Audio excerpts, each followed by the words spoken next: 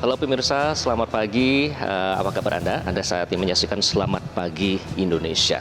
Nah, saya Iqbal Himawan. Ini akan mengawali program Selamat Pagi Indonesia kali ini. Ini adalah di Gedung Mahkamah Konstitusi. Nah, nanti juga akan bergabung bersama rekan Gemma Tanjung dan Anggi Hasibuan. Dan ini kenapa kami berada di sini? Ini besok rencananya sesuai jadwal ini akan diadakan sidang pembacaan putusan gugatan sistem pemilu atau judicial review terkait dengan sistem pemilu proporsional terbuka. Nah, dari situ nanti akan ditentukan apakah sistem pemilu nanti tahun 2024 ini akan tetap pada proporsional terbuka atau akan justru diubah menjadi sistem proporsional tertutup. Nah, sidang sendiri nanti direncanakan akan dimulai besok pada pukul 9.30 waktu Indonesia Barat di ruang sidang pleno. Nanti juga akan mengundang beberapa pihak yang terkait, termasuk dari mereka yang menggugat dan juga mengundang dari pihak Dewan Perwakilan Rakyat atau DPR. Nah, kenapa ini menjadi topik yang menjadi perbincangan ya, menuai atensi publik?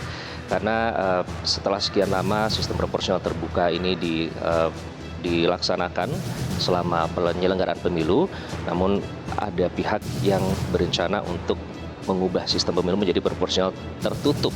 Dan ini juga menjadi pro dan kontra tersendiri. Nanti kita akan bahas lebih lanjut bersama pakar hukum tata negara Ferry Amsari. Dan salah satu yang juga menjadi perhatian adalah ini teman-teman dari Dewan Perwakilan Rakyat. Karena sejauh ini 8 fraksi menyatakan menolak proporsional tertutup.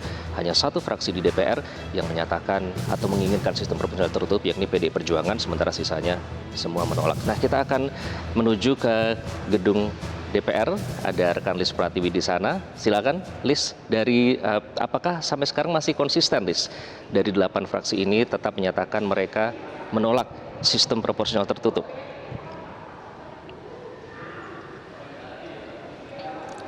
Ya, Iqbal, benar sekali bahwa gugatan sistem pemilu di Mahkamah Konstitusi dengan nomor perkara 114 PUU 20/2022 akan segera menemui babak akhir.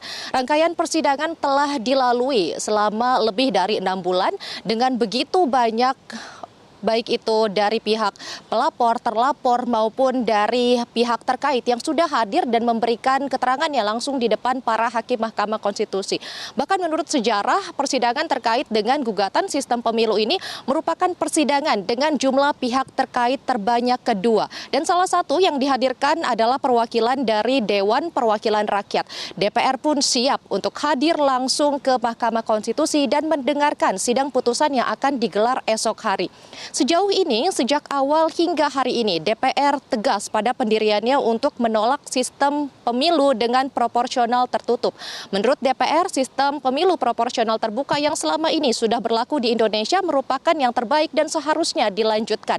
DPR menjelaskan pula bahwa seharusnya terkait dengan penentuan sistem pemilu merupakan hak kewenangan DPR selaku pembuat undang-undang.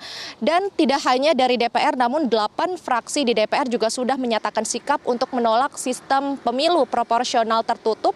Hanya ada satu fraksi di DPR, yakni fraksi PDI Perjuangan, yang setuju dengan sistem pemilu apabila berubah menjadi proporsional tertutup.